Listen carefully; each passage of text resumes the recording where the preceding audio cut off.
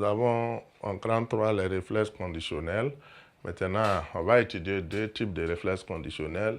Les réflexes conditionnels de type répondant, qui est celui de Pavlov, et les réflexes conditionnels de type opéra, qui est celui de Skinner. Donc, petit 1.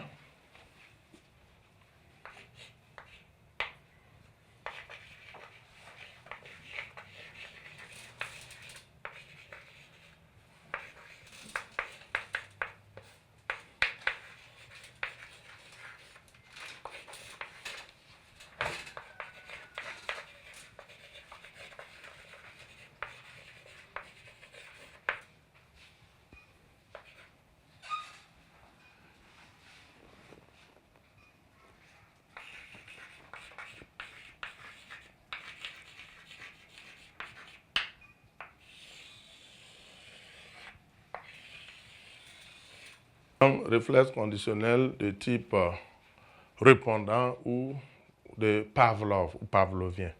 Qu'est-ce que Pavlov a fait? Il a pris un chien, il a entraîné d'abord le chien, il a isolé le chien, un endroit insonorisé, où il n'y a pas un élément qui puisse distraire le chien, isolé, il n'y a pas de bruit, il n'y a pas d'autres personnes. Même lui-même qui fait l'expérience, il est caché. Et il a soumis le chien à un bruit. Donc, il sonne un métronome. Et quand il sonne un métronome c'est une cloche. Les églises utilisaient ça auparavant. Donc, il donne de la viande, la poudre de viande au chien. Donc, il sonne le métronome et il donne de la viande au chien.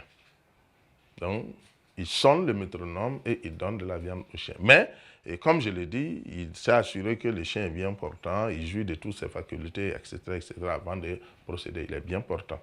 Mais il faut aussi ce qu'on appelle les conditions de conditionnement. Il faut que le chien soit affamé. Donc, il a gardé le chien pendant un certain temps sans lui donner à manger avant de procéder à l'expérience. Donc, c'est important que le chien soit affamé parce que s'il n'est pas affamé, ça ne va pas marcher. Donc, il est intéressé à ce qu'on appelle le stimulus, puisque la poudre de viande est un stimulus inconditionnel. Voilà, c'est un stimulus absolu donc pour le chien. Voilà, quand il est dans les conditions, il est affamé. Donc, il a testé, quand il monte, le chien salive. Donc, ensuite, il a procédé à l'expérimentation en sonnant le métronome, en présentant la viande. Il sonne le métronome, il présente la viande. Et il fait ça au moins 7 fois comme ça, minimum, au moins 6 à 7 fois.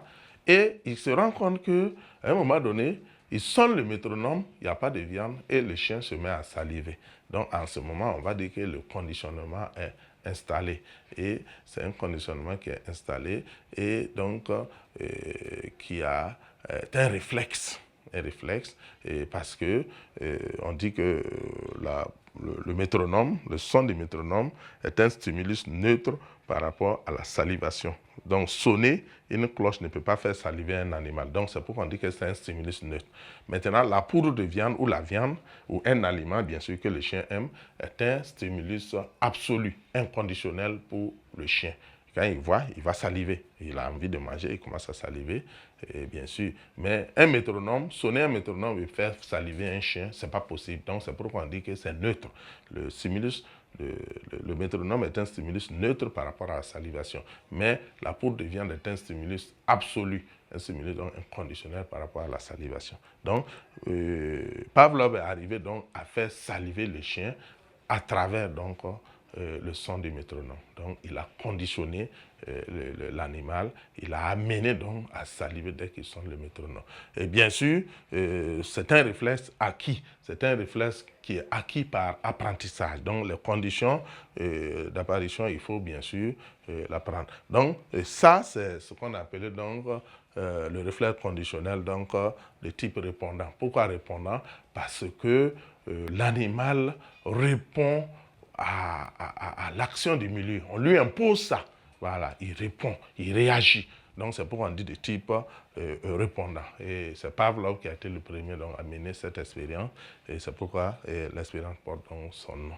Voilà, bien sûr.